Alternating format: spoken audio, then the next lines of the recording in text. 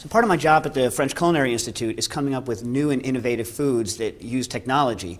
And we came up in this case with the edible cocktail, where we are making this cucumber into a full-strength gin martini.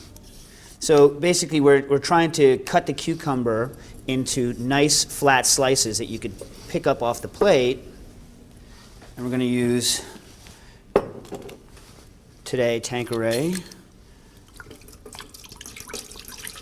A lot of times nowadays, people, they just would kind of wave the vermouth over the top of the gin. I think it's a mistake. You might as well just drink gin at that point. We're also going to add a little simple syrup.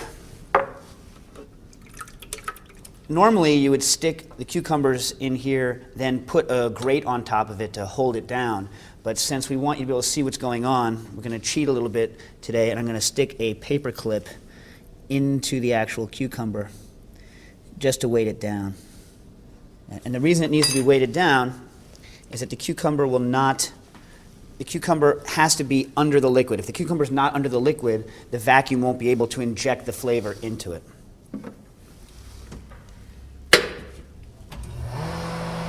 This is a vacuum machine. It's normally used to seal things in a vacuum for either cooking or for preservation. The principle of rapid infusion, or making these edible cocktails, is that when we suck all of the air out of a product like a cucumber, as soon as the air comes back in, the air forces the gin into what used to be the air cells, and A, fills it with gin, and B, gives it a very beautiful translucent stained glass look. You're going to start seeing the alcohol boiling. And at the same time, you're going to see the air getting sucked out of the cucumber. Now, I'm going to turn the machine off. When the air comes back in, you're going to see the cucumber change from being opaque to being translucent.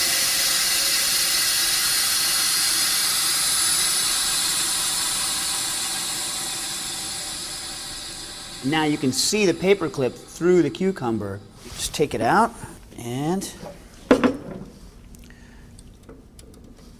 voila. I mean, you can really see the paperclip through it. I mean, it's really turned completely translucent. And what's interesting also is, unlike a normal pickle, this is still super crunchy. This is as crunchy as it was when we put it in. Probably a little more crunchy than it was when we put it in. And yet it tastes just like a martini.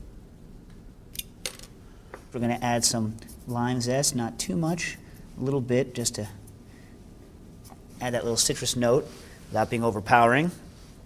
A tiny, tiny bit of celery seed, not salt. Too much and it'll turn bitter. Just a little bit gives a nice hint. And then finally, and most importantly, a little bit of Malden sea salt, which just has a really nice texture, adds a nice crunch. You know, I don't know of anyone that's serving this at a restaurant right now, but many chefs are playing with the idea of texture modification and flash pickling using the vacuum machine. And as more and more chefs have a vacuum machine, I think this is definitely going to be something you're going to see more of in the future.